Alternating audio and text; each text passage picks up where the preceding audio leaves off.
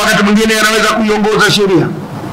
Tukafika mahala tukaangalia jambo hili, tukiliamua kwa namna ipi litakuwa na maslaha kwa umma wa Kiislamu. Maslaha manake nini? Ni faida kwa walio wengi katika Uislamu, watafaidika na lipi, la kukataza au la kuruhusu. Ikiwa jambo lenyewe lina hoja mbili zinazovutana, mathalan hoja moja inakataa na hoja moja inakubali, sasa tunajiuliza, tukikataa au tukikubali, lipi litakuwa na maslahi kwa umma wa Kiislamu? Katika mlango wa siasani inaweza kufikia hatua hiyo, lakini iwe hakuna aya inayosema waziwazi na jambo hilo, wala hadithi sahihi ya Mtume sallallahu alaihi wasallam waziwazi jambo hilo, wala makubaliano ya wanazuoni yanayokuwa waziwazi na jambo hilo. Hakuna nguzo hizo tatu zote kubwa, hakuna. Tumepita kwenye sasa mijadala ya wanazuoni, tunaweza wakati mwingine tukaongozwa na maslahi ya Waislamu yako wapi katika jambo lile, tukafanya uamuzi. Ndio tunasoma somo hilo sasa. mfano wasiyati al-mahduri alayhi lisafahim fi sabili al-khair. Mfano wasia wa mtu ambaye amezuiwa kutumia mali yake lakini katika mambo yake. Sheria ya Kiislamu na sheria nyingine zinaweza zikafika maana zikaamua kwamba mtu fulani haruhusiwi kutumia mali yake. Pengine ni mpumbavu tu, akipewa nafasi anakwenda kuitumia mali katika maeneo ya ovyo yake mwenyewe, pengine kairithi kaichuma, lakini kafika mahala akili yake haiamui vizuri kwenye mambo ya nini, ya mali. Watu wake wanaweza kufika mahakamani wakaomba mahakama itoe agizo na kumzuia asifanye matumizi katika mali yake isipokuwa katika ile mambo ambayo yana maslahi tu au yana faida tu kwake na kwa jamii. Anaweza kutokea mtu jina lake alikuwa na pesa nyingi sana za urithi, lakini alipata kitu cha ajabu sana. Ilikuwa akipita mahala pana watu 5 10 hivi wakianza kumshangilia tu, ndo mwenyewe ana pesa, basi anatoa pochi mfukoni 10,000, 20,000, 30 zote zilizopo atazimwaga hapo, anakwenda zake anachukua nyingine. Sasa watu wakamjua kuwa huyu ana mashaka ya kupenda sifa, ikawa kila wakimuona wanajipanga kumsifu, zinamtoka tu, wanamnyang'anya tu. Sasa jamaa zake wakaenda mahakamani wakasema huyu ana kichaa kinaitwa kichaa cha sifa. Kichaa cha nini?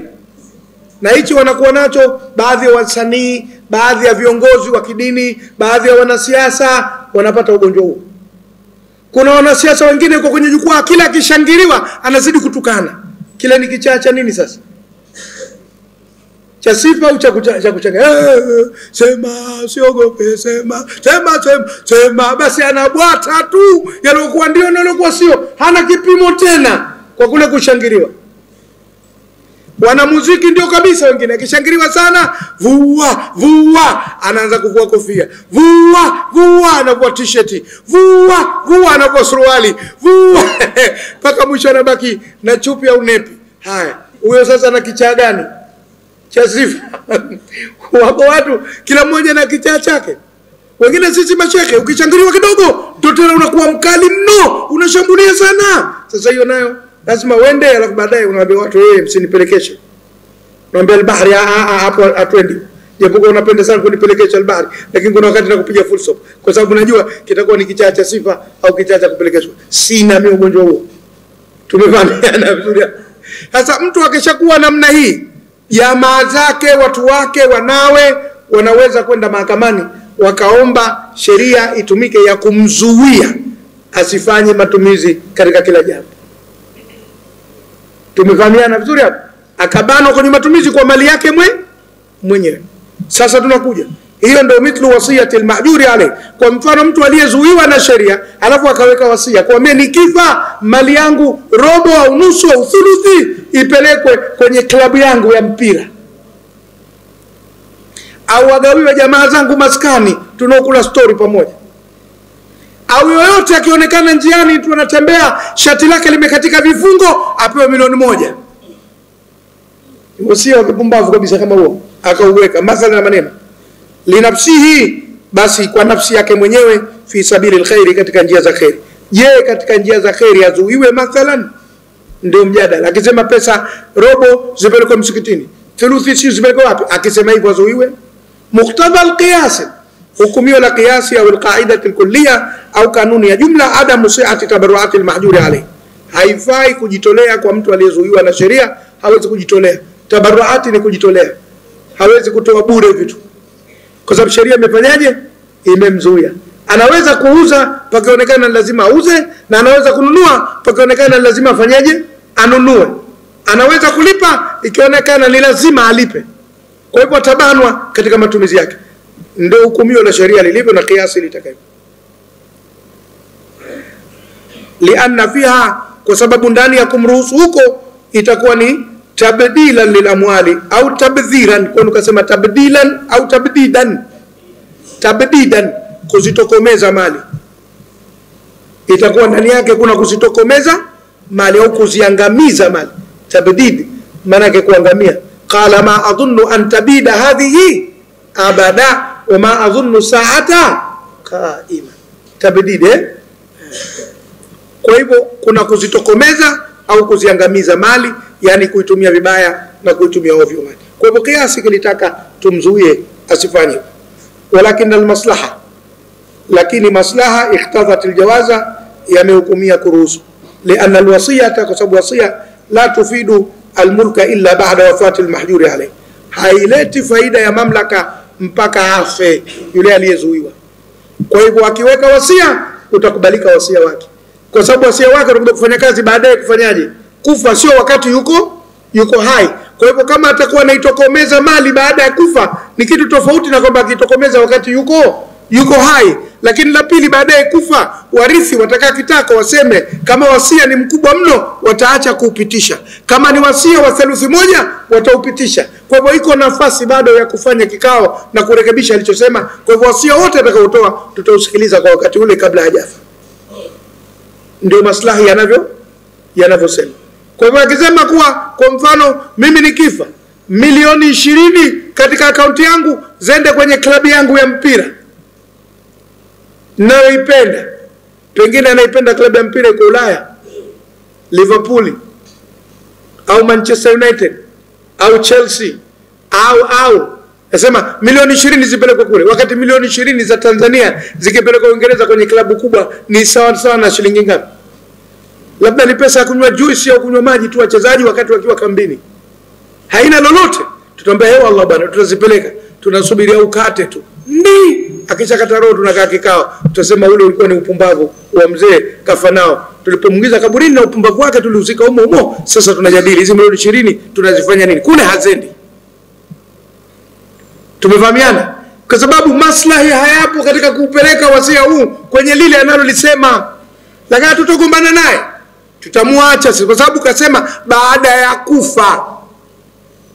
Angesema sasa hivi tungekwenda mahakamani haraka, tukazuia hilo, kwa sababu hatuoni faida ya kufanya hivyo na jamaa zake ikiwa bado wanazo shida. Tumefahamiana?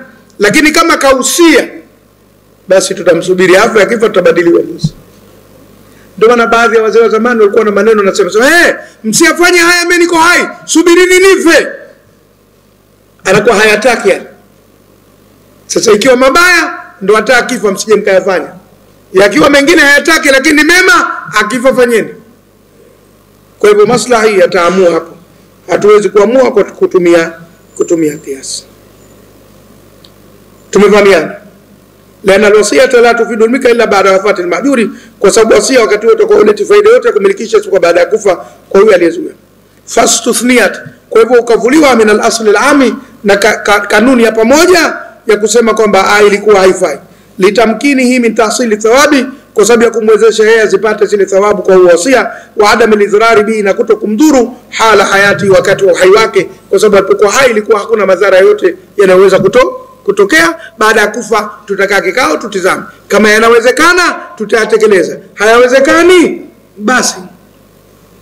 Mfano mwingine naotoa mimi, akisema mimi nakufa lakini nataka kaburi langu mimi kila wiki awe anakuja mtu kutia ubani kaburini kila wiki, mtampinga hapo? Mwambie mzee, si hilo tutofanya. Akisema na mimi sifi, maana itakuwa kazi yenu kushindana kwa maneno. Yeye mwambie ni tu, unaona hilo ni muhimu sana, ndio nasema kila wiki mimi. Wallah basi. Akishakufa mnakaa kitako mnasema hivi, kweli kila wiki inawezekana watu kwenda kaburini kila wiki wakati ya ubani? Itakuwa ni taklifa. kwa maisha ya sasa. Kama ingekuwa mko kijijini alafu na kaburi lenyewe linakuwa liko hapo hapo, hiyo inakuwa kazi rahisi. Lakini atakwenda kuzikwa mbele 40 huko mbele au 50, alafu na nyie mko mjini, alafu wasia wake kila wiki mkatie ubani, mnafikiri mnaweza kutekeleza wasia huo? Hauwezi kutekelezeka kwa hesabu hiyo. Kwa hivyo mtakaa kitako baadaye mseme mzee kasema, tulimuitikia, haikuwa busara kugombana naye wakati yeye yuko kwenye hali ile ya kukaribia kufa, lakini tunadhani kwa kila wiki tena kwenda kutia ubani, hiyo kazi kubwa. Labda tuajiri mtu wakae kule, na akiajiriwa mtu kule ataweza kula mshahara na huko anakutia ni changala macho. Ndivyo vile. Kwa hivyo litakuwa hali tekelezeki. Kwa hivyo tunaweza tukakaa baadaye tukatizama uwezekano wa kutekeleza. وعدم الإضرار به حال حياته. ومثاله أيضا mfano wake vile vile dafu zakati li bani Hashim. Na leo kuna mtu aliniuliza swali hili. Kuwapa zaka watu wa ukoo wa mtume wetu Muhammad sallallahu alayhi wasallam. Kwa mujibu wa madhehebu ya Kishia na madhehebu za Kisunni kwa ujumla wake, hasa kimsingi watu wote wenye damu ya mtume sallallahu alayhi wasallam hawapewi sadaka. Kwa sababu mtume sallallahu alayhi wasallam alisema yeye hali sadaka na kula zawadi tu, na ukoo wake wote akataka wapokee zawadi wasipokee sadaka. Tukenda hivyo, na sasa hivi kuna watu wanadai kuwa wanadamu ya mtume sallam na ni malofa, wananuka umaskini. Mkisema hamwapi sadaka mnazidi kuwamaliza. Angalau kwa dhehebu la Shia wanayo njia wao, katika makusanyo yao ya zaka na khumsi ya kila mwaka wanapanga watu wanaoitwa kuwa ni masharifu katika madhehebu yao. Wakishakuwa wamewathibitisha wao, wanawapa chochote cha kujiendesha. Wengine hawana mfumo wote, si wa kukusanya zaka wala wa kuwapa masharifu. Alafu wao masharifu wenyewe kuwatambua na stempu zao kwamba huyu kweli sharifu si sharifu. Manake mtu yote anaweza kudai usharifu. Kama kule kwetu Pemba ole kule kuna masharifu wengi, hata sijui vipi kama ni masharifu wote wale au masharifu wa kubandikizwa, Allahu aalam. Sisi hatuna sana uhakika. Hatukatai kuwepo, lakini uthibitisho wa kuwepo kwao sasa ndio kazi. Makata mimi naweza kudai usharifu, lakini mkaniuliza thibitisha usharifu wako. Nasaba yako mpaka kwa mtume unaithibitisha vipi? Kwa hivyo kuna na kazi. Kwa wengine wako ambao wanakuambia sisi tunaweza kukuthibitisha nasaba yetu mpaka kwa mtume, na wengine kweli wanathibitisha. Sasa hili jambo linakuwa gumu kidogo kusema wasipewe zaka, wasipewe sadaka, wao wapewe katika khumsi tu, yani wasipewe sadaka. Tunazungumzia la sadaka. Muktadha alqiyas, hukumu la qiyas, alla yajuza dhalika, kwamba alijuzu hilo amalan bimana rasuli, kwa kufanyia kazi katazo la mtume sallallahu alayhi wasallam aliyosema Bani Hashim na yeye mwenyewe uko wote usipewe zaka wala sadaka. Walakin Aba Hanifa, lakini Abu Hanifa katika dhehebu lake istahsana, kapendekeza fi asri, katika zama zake, i'ta'ahum zakat, kupewa zaka watu hao wakiwa maskini, riayatan, kwa kuchunga, limasalihi, maslahi yao, wa hifdhan lahum, na kuhifadhi, min adh-dhaya'i, wasipotee, hinama lam yu'tu min baitil mali, pale ambapo hawakupewa tena katika nyumba ya mali ya Uislamu. Maana Uislamu kwa hauna baitul mali katika zama zake, hauna benki ya Kiislamu inayokusanya hazina za Waislamu wote, hazipo. Sasa watapewa kutoka wapi wakiwa maskini? Hakuna vita vya jihadi tukagawa ngawira tukawapa. Sasa tuache vipi nao ni maskini? Akasema kimaslahi wapewe tu. Akaondoa ile habari ya kusema wasipewe zaka, akasema sasa wapewe zaka kwa sababu ya kuzingatia maslahi. Tumefahamiana vizuri hapo?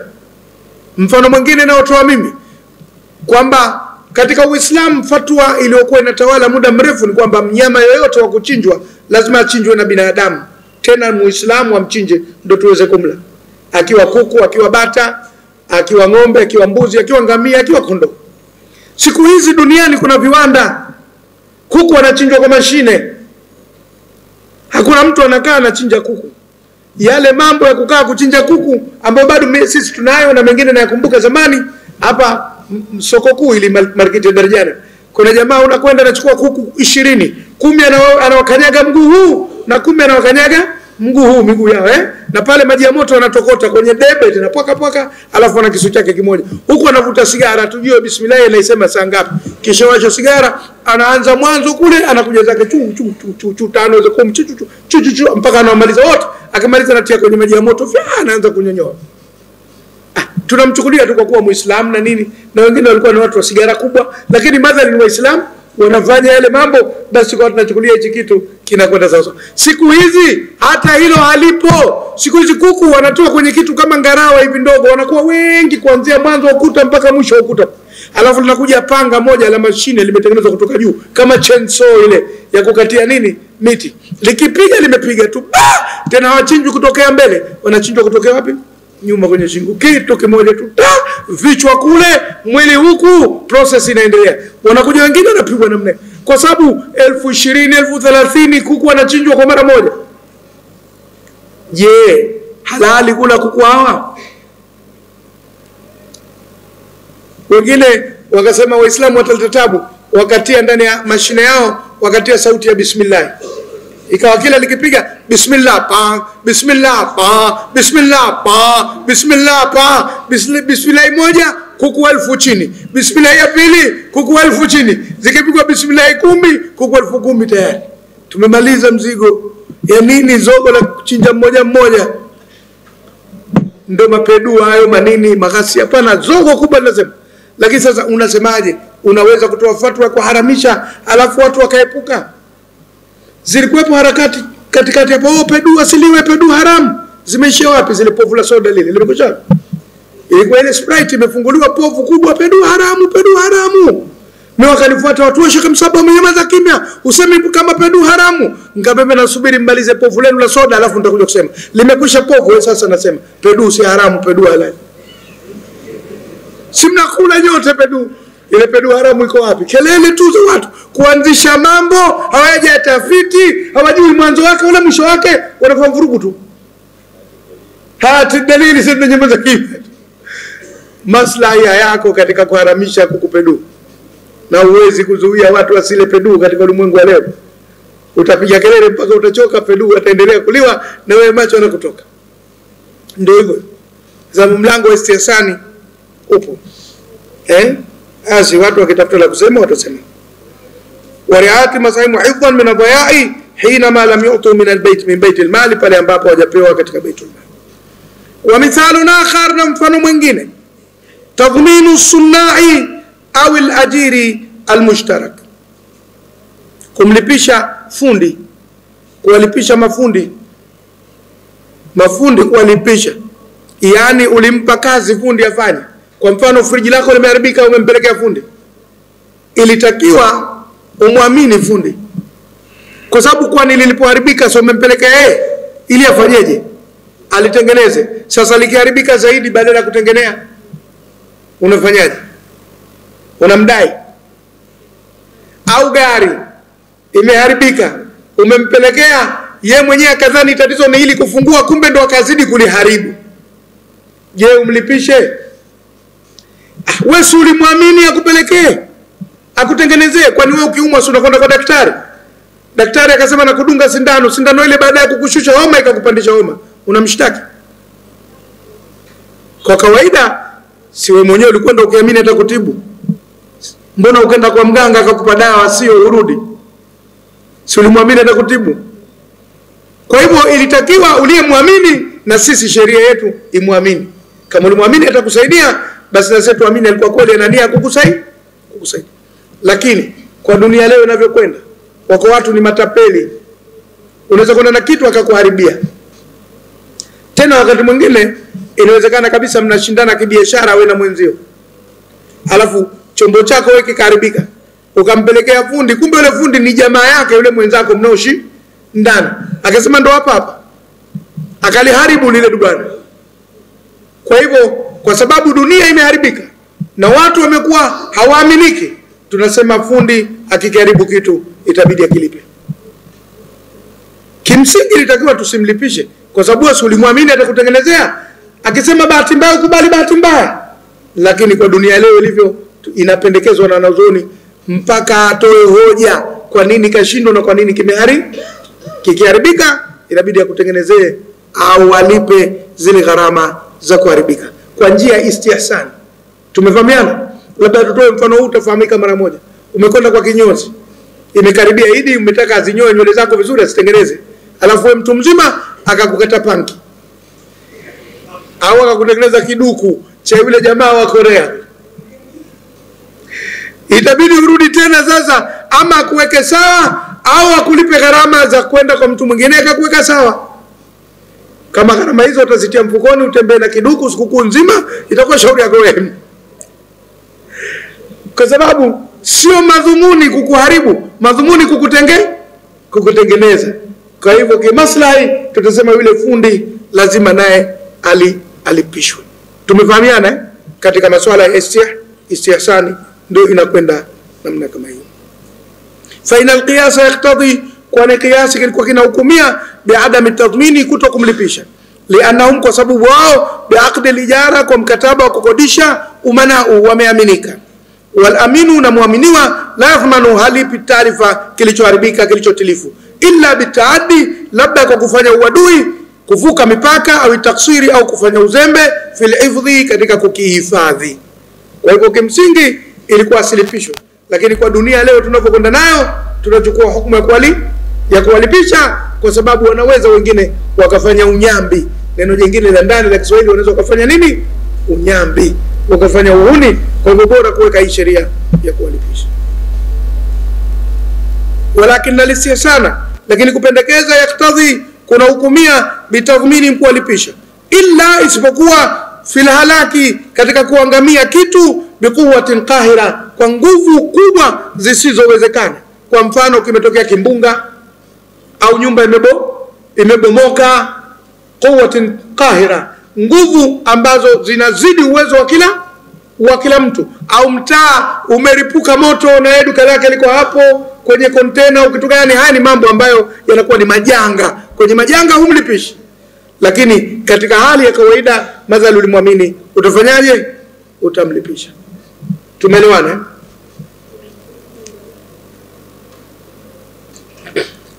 Manaan, kwa ajili ya kuzuia, litahawunihim, wasifanye uzembe, wa muhafadhati, na kuzihifadhi, ala mwali nasi, mali za watu, almustajirina, wale ambao wamewakodisha kitu hicho au wamewapa wakifanyie kazi.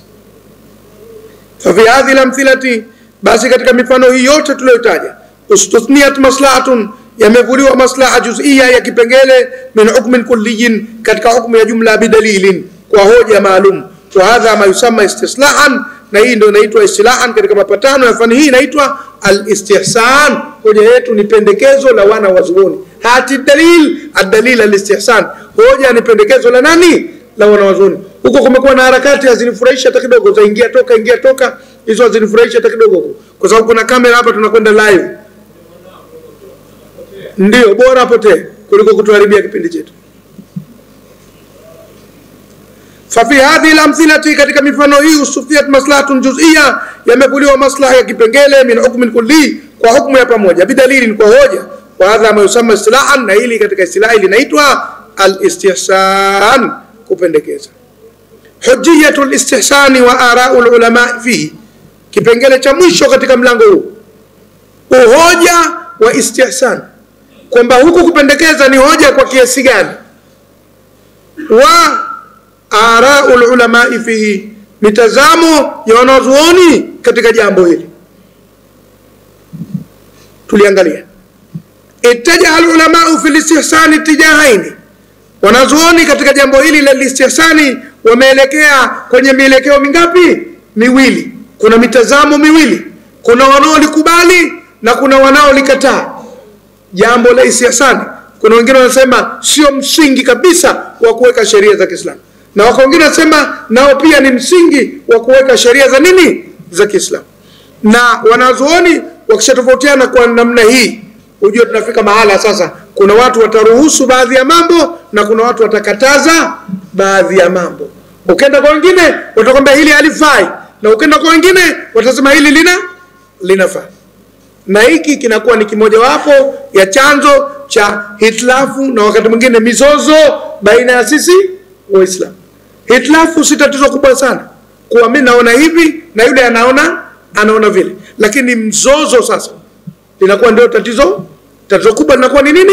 Mzozo. Mkianza kuzozana sasa linakuwa tatizo, lakini mkitofautiana kila mmoja na mtazamo wake, mkaheshimiana, wala si tatizo.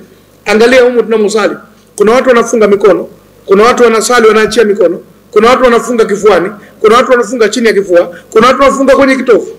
Wala hatujazozana kwenye hii sala. Hizi ni khitlafu zinazovumilika. Kila mmoja anashika lile analoliona. Kuna wengine wana ndevu kitita huko. Kuna wengine wana ndevu kiasi. Kuna wengine wanazinyoa kabisa videvu vyao laini. Wamo humo, lakini hatujazozana. Kuna mwingine kaja na kanzu hapa kavaa imekaribia kwenye magoti kama anakwenda kucheza mpira. Na kuna mwingine yake imeshuka kidogo iko kwenye miundi. Kuna mwingine anakaribia kuburura hasa chini. Lakini hatujagombana bado mpaka sasa hivi. Kuna wengine wamevaa vilemba, kuna wengine wamevaa kofia, kuna wengine wamejifunika vitambaa kama mnayemuona hivi sasa, na kuna wengine vichwa viko wazi, lakini hatujagombana.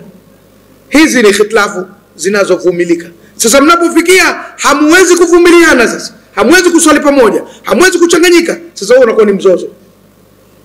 Tumeelewana vizuri?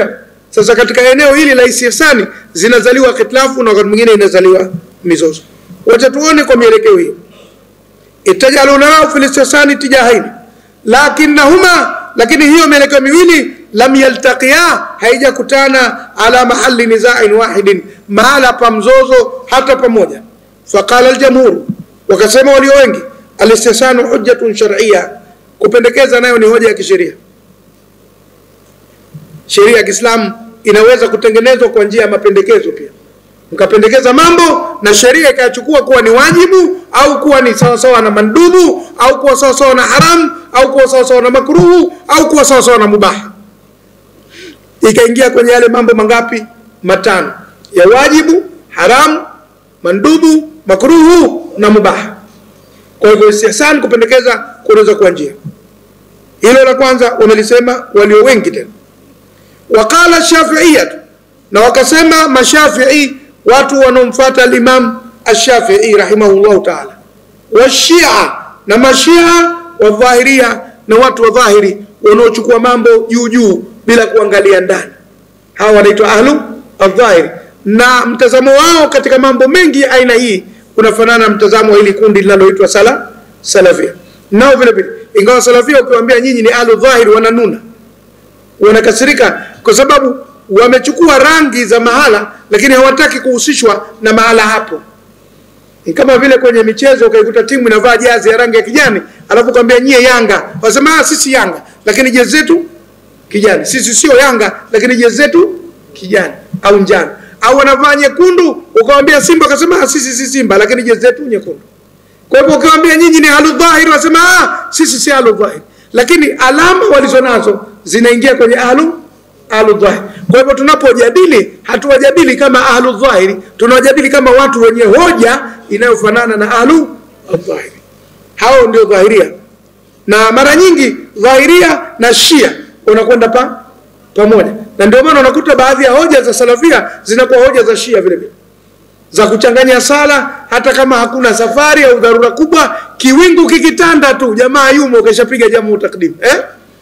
Akijisikia baridi tu kesha ipiga jamu takdim. Akiona tu mama watoto kakaa vibaya, akitoka kwenda kusalilisha mambo yataharibika, anapiga jamu takdim. Yeye kazi yake ndio hiyo tu. Sasa unaona kwa anafanana kidogo na upande mwingine. Lakini ukimwambia mimi sio hao. Lakini sawa, ndio kufananisha.